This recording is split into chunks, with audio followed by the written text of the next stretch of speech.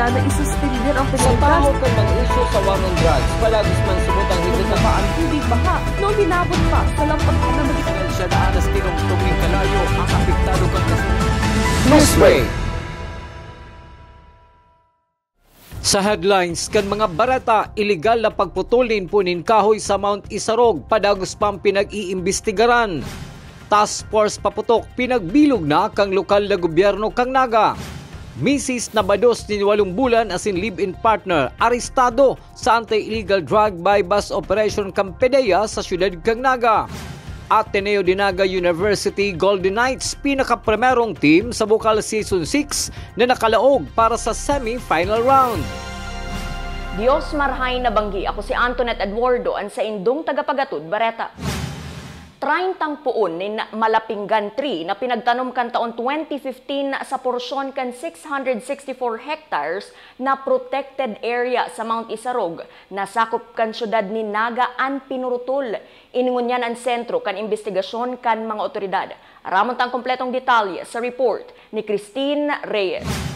Sa istorya ni Mr. Alex San Jose, December 2 aldaw na Domingo kang enat na manangog kasi da mga personahe ang tanog kang chainsaw na sinundan ng putok nin Badila sa taas kan Mount Isarog sa enot nindang pagtukad para magberipikar kan report na subot may nagyayaring pagputol ng kahoy sa Mount Isarog. Tulos man ining pinag-report sa idang opisina kasabay kan pagbilog ng grupo hali sa Naga City Police Office, Public Safety Office, as in Department of Natural Resources para tulos madakop ang may kagibo kaini. Sa pagtukad kang grupo, 30 puoning pinutol na Malapingan 3 ang sa indang inabutan na pinagwalat kan da ipabistadong grupo. So nagsugo kita sa the following day, December 2, nagsugo kita sa mga personnel ta sa Malabsay na magpatrol sinda, may forest rangers kita dyan.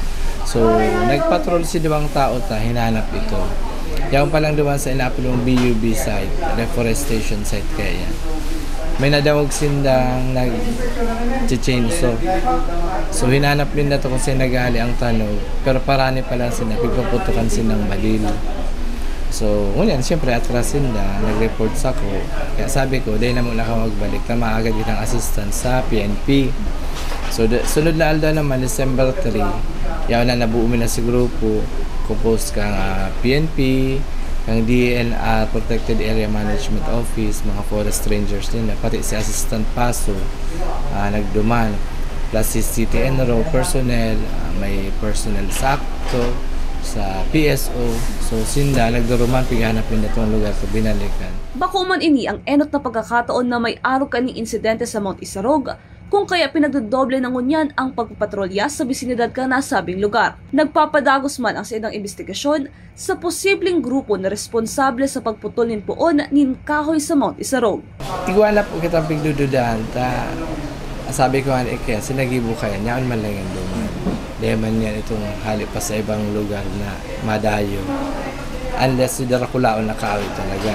Pero itong size na ito, it's either pang personal na itong gagamitin sa harong niya or pwedeng uuringon niya.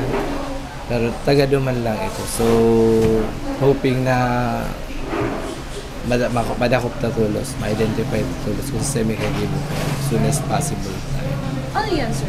First time na may incidente? Actually, dahil po, kang mga nakaraging taon, kadto mas rampant, kadto dyan ang purutulan eh. Pero katong stricto ng pagbantay, pag-monitor, ang opisina, nabawasan po yan. Halos bihira na nga at talagang may mangyari. Ngunya na naman lang. Although may mga report na may nadadang sila nag-operating chainsaw, tulos na kaya yung nagkiki-coordinate kami. Kaya thankful man kami sa pagkikipagtabang kang PNP. Very supportive sila sa mga request mo. Pag nag-request kami, automatic ang padala sila. Naghagad man sinda ng tabang sa mga residentes na harani sa lugar na maging alerto asin isumbong sa idang opisina kung sinda may mahiling man nakaduda-dudang grupo na pwedeng may pagkaaram sa purutulan ng puon nin kahoy sa Bukid Isarog. Para sa One Media TV 48 Naga, Christine Alcanzo Reyes, Newsbreak. Sa iba pang Bareta, 5 personahe Canaga City Enro nagkapirang pribadong grupo hali sa Mount Isarog Guardians asin mga tourist guide na nagtutukad sa Mount Isarog ang kabalingon yan sa nagbabantay sa nasabing kabukidan na sakop kan syudad ni Naga. Inako ni Mr. Alex San Jose, OIC Head kan Watershed Management Division Canaga City Enro, na bakong bastante ang nasabing bilang para i-monitor ang anuman na illegal na aktibidad sa kabukidan kan Isarog. Mas marhay subuot na makipagtabangan digdi ang mga residentes para mapundo na ang illegal na pagputol nin puon nin kahoy sa Mount Isarog. Igwa po kami ngayon 5 plus igwa kitang inaapod na Mount Isarog Guardians. Volunteer group siya. Dakol-dakol din po yan. Plus igwa kitang mga tour guide sa pagtutukad. Nag-function din sila as pero ranger naman na nagmo-monitor din. So, pero yan pong number na yan, day po yan, selling ko lang, day and enough na para mabantayan 24/7 ang buong kabukidan. Unless yung mga naka-install mismo duman, magiging bantay ka din. Ayan talaga ang pinaka-best na mangyayari dyan. Kung si mga taga-panikwason, saka sa pagtaraid na lugar, magiging taas ang level of awareness din na kung paano kahalaga ang kahoy. Sisikin ang madadanyaran, masapo ang pagback in case na magkapurutol yan. Padago sa mga bareta, Mayo pang pinagpapaluwas na schedule ang Comelec Naga para sa saindang gigibuhon na automated counting machine roadshow sa 27 barangay kan syudad. Susug ki Election Officer Attorney Maiko Julia. Puon ngunya na Disyembre hasta Enero sana ang pinagtalaan na panahon para maitukdo sa mga botante ang paggamit kan automated counting machine para sa midterm election sa masunod na taon. Sa ngunyan, pig-schedule mi palang ano po. Pero ubusan mi po ang gabos ng barangay sa Naga. Ngunyan na bulan ng Disyembre, tapos next year, January, ayan po si target maubos na ng 27 barangay. Para po itong ACM demonstration sa mga barangay na naman po i-demonstrate para igwanan po ning experience itong mga botante sa barangay na magboto gamit itong bagotang ACM. Sa iba pang bareta, may 35 na pwesto na nakatagama para sa mga matirindanin paputok ngunya na taon na liwat mapwesto sa gilid kan salog harani sa tulay kan Tabuko. Mapuon ang pagtindanin paputok sa December 23 hasta December 31. 100 pesos kada aldaw ang plasada sa gabos na matirinda. Apwera sa pagtindanin paputok, igwaman nakatagama na pwesto sa mga mawut magtindanin Christmas decorations. Kung dati nasa 60 pesos ang sa indang plasada, ngunyan gigibuhon na ining 90 pesos. Sa ngunyan po, ang taon-taon po ang designer na lugar kan pagtinakan paputok. Taon-taon naman po, hindi po sa may side, riverside sa Misamuya. Sa ngunyan po may salit kain lugar. Pigkanigo mi sa 35 na slots. 35 na slots po yan. Mapuon sila kan pagtinda December 23 hanggang 31. Sa mong plasada po kayan 100 per day. Yan po. Pero po kayan, inisamuya po mga side postman, nakiuli man po yan, na-expand kan sa ng lugar pagtinda ng mga Christmas decors. Ini po, garo may plasadang 60, ngunyan, madagdag ng 30 pesos, si gustong magtinda. Dahil man gabos, pigahalat mi lang, si gusto, pwede na magtuon. Sa kasumpay na bareta, ginibuman kasubagong aga ang meeting kan Task Force Paputok kung saan presente ang mga taga-Public Safety Office, Naga City PNP, Bureau of Fire Protection, Department of Trade and Industry, asin iba pang ahensya kan gobyerno na kabali sa nasabing task force. Si Market Enterprise and Promotions Office Head Mon Florendo ang nagpreside sa nasabing meeting. Sa pagbabalikan news break, Mrs. Nabados as in live-in partner kaini arestado sa drug buy-bust operation kan PIDEA sa Mabolo, syudad ni Naga. Iyan as in iba pang mga bareta sa pagbuelta kan One Media TV 48 Naga News Break. number 3 ng Naga City Police Office. Man pinagsubo kasi ng opisina na isuspender ang Sa penalidad. taho kan mga isyo sa wangon drugs, palagos man subot ang higit na Ang tubig baha noong hinabot pa sa lampas na dahil siya na anas tinong tuming kalayo ang apektado kang kasunod. Newsway!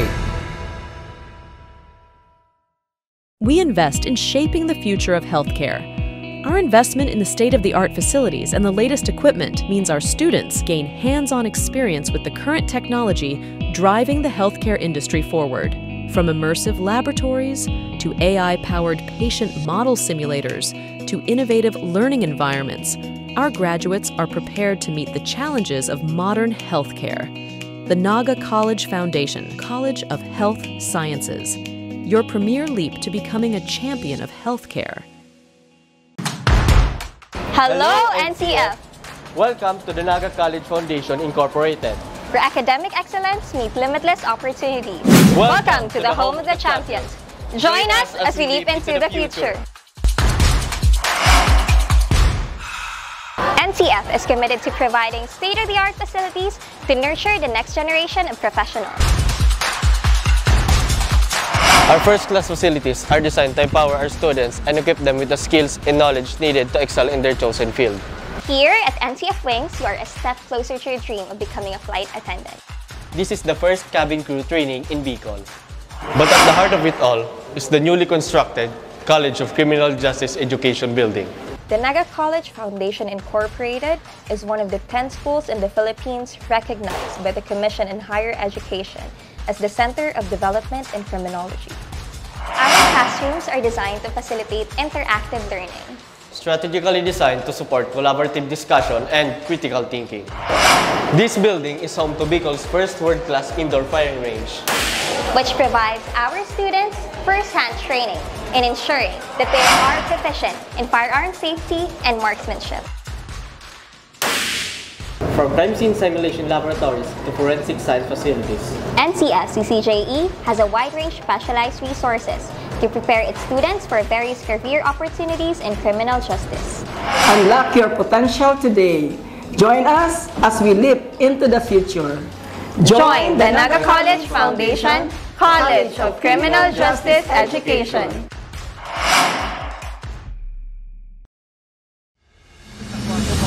Number 3 ng Naga City Police Office. Man pinagsubo kasi ng opisina na isuspender ang Sa penalidad. taho kan mga isyo sa wangon drugs, palagos man subot ang higit na Ang tubig baha noong hinabot pa sa lampas na dahil siya na anas tinong tuming kalayo ang apektado kang kasunod.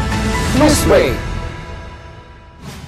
Sa pagpapadagos kan mga bareta, pinanginota ni Camarines Sur Governor Luigi Villafuerte as ni DepEd Secretary Sonia Angara ang turnover kan teaching and learning kits hali sa USAID para sa mga estudyante asin para sa mga paratukdo kan Bula Central School.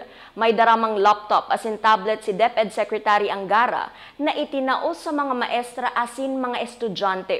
Presente man sa nasabing aktibidad si Camarines Sur 2nd District Congressman El Rey Villafuerte.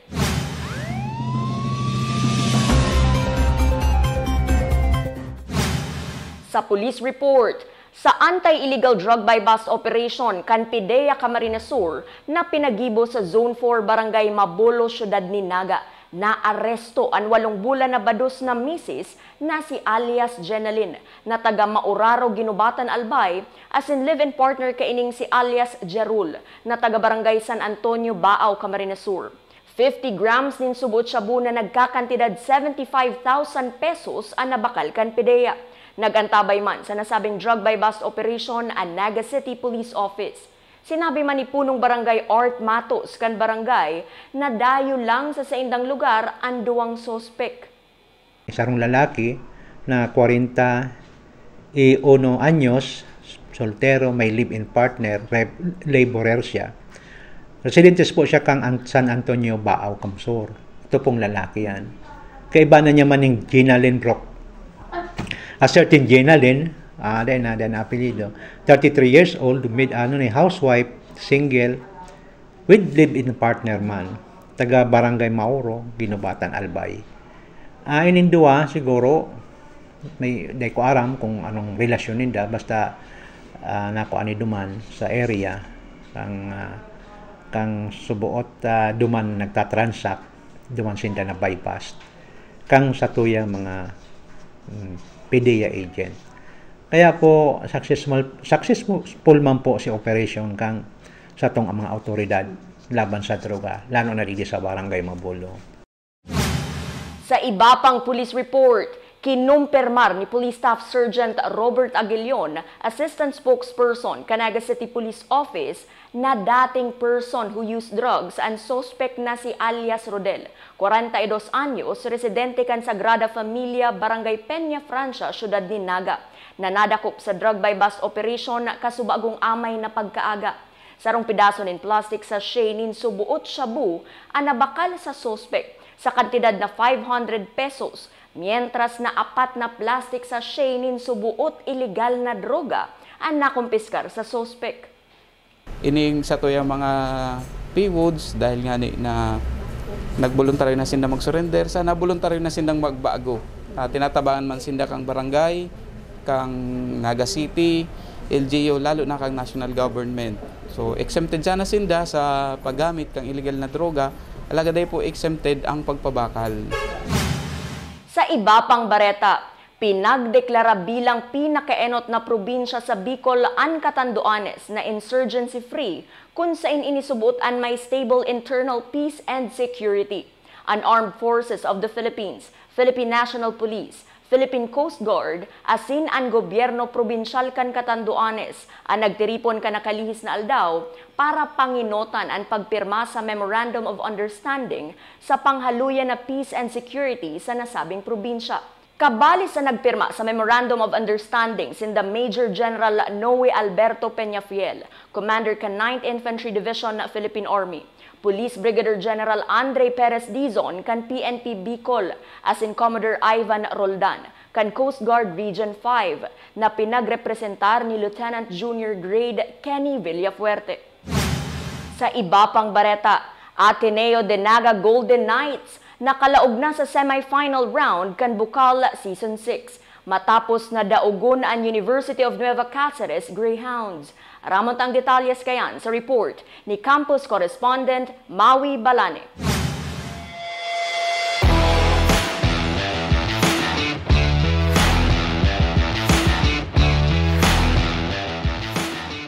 Naging dukotang poon kang laban alagad pag-abot kang 7 minuto kang third quarter, nagpo ng trabahuhon kang Ateneo Golden Knights sakod sa makalamang sa UNC Greyhounds.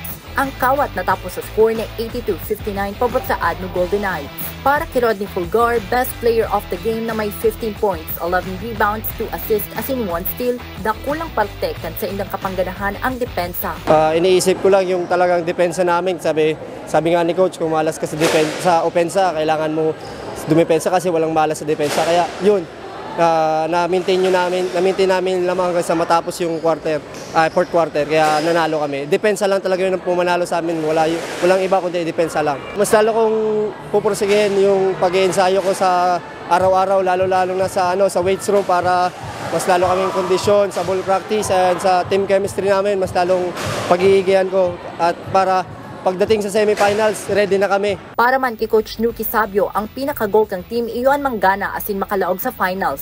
Gusto niya man pasalamatan ang mga tao sa likod kang Ateneo community na mayong sawang nagsusuporta sa Ateneo Golden Knights. Sabi ko nga, for the past 2 seasons since Bukal resume after pandemic, nanalo kami back-to-back na kami third place.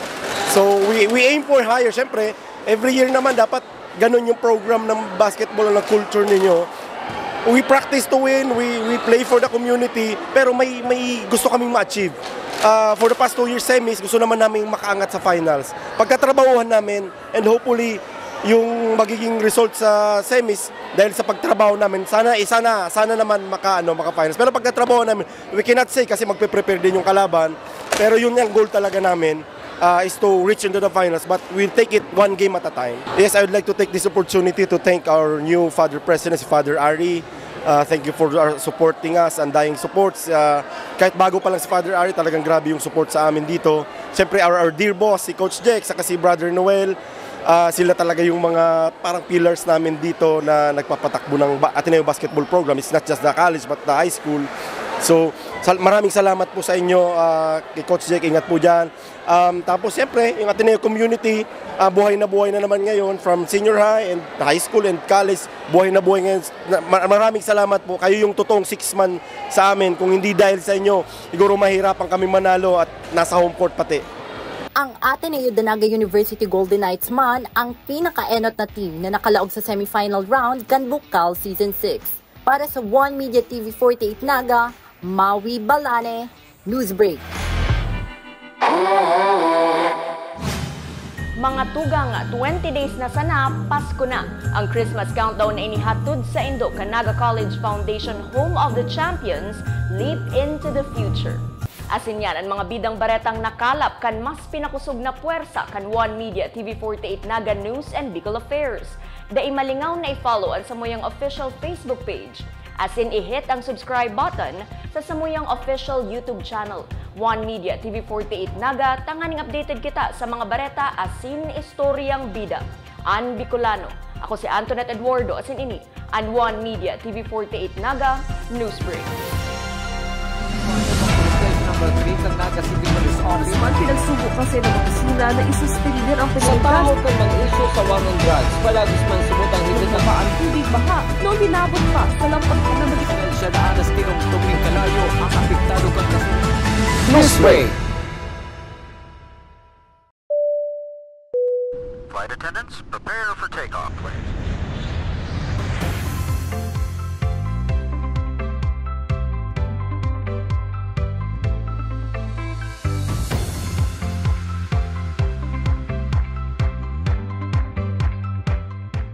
Slip life vest over your head.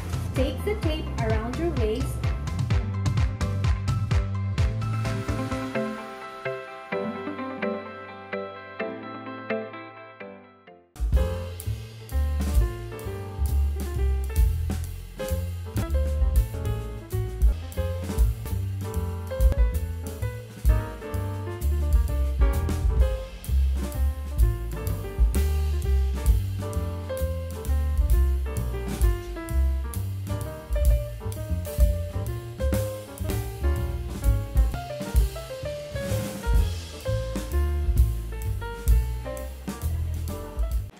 Mga ka-One Media, hindi po biro ang dilubyong pinagdaanan ng ating mga kababayan dito sa Bicol dahil sa Bagyong Christine.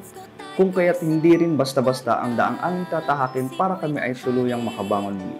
Bagamat kami po ni James ay isa rin sa mga lubhang naapektuhan ng pagbaha, sa gabay ng Panginoon at ni Inang Peña Francia ay mayroon pa rin po kaming lakas na makiisa sa mga recovery efforts para sa aming mga kababayan. At ngayon, katawang ang One Media TV 48 Naga, Naga College Foundation at aming mga partners ay inaanyayahan din po namin kayong samahan kaming gawing masaya at makabuluhan pa rin ang Pasko para sa mga Bicolano. Ang aming One Love, One Media Outreach Program ngayong taon ay naglalayong makapagbigay ng free medical check-up, libreng gamot, mainit na pagkain, munting pamasko at Noche Buena package. Sama-sama po nating hatera ng ngiti at pag-asa ang mga biktima ng Bagyong Christine ngayong Pasko. One Love, One Media, sama-sama sa Paskong may saya at pag-asa. Para po sa mga katanungan, sponsorships at donations, kontakin lang ang mga numero at email na nasa inyong mga screens. Maligayang Pasko po mula sa One Media TV 48 Naga at Naga College Foundation.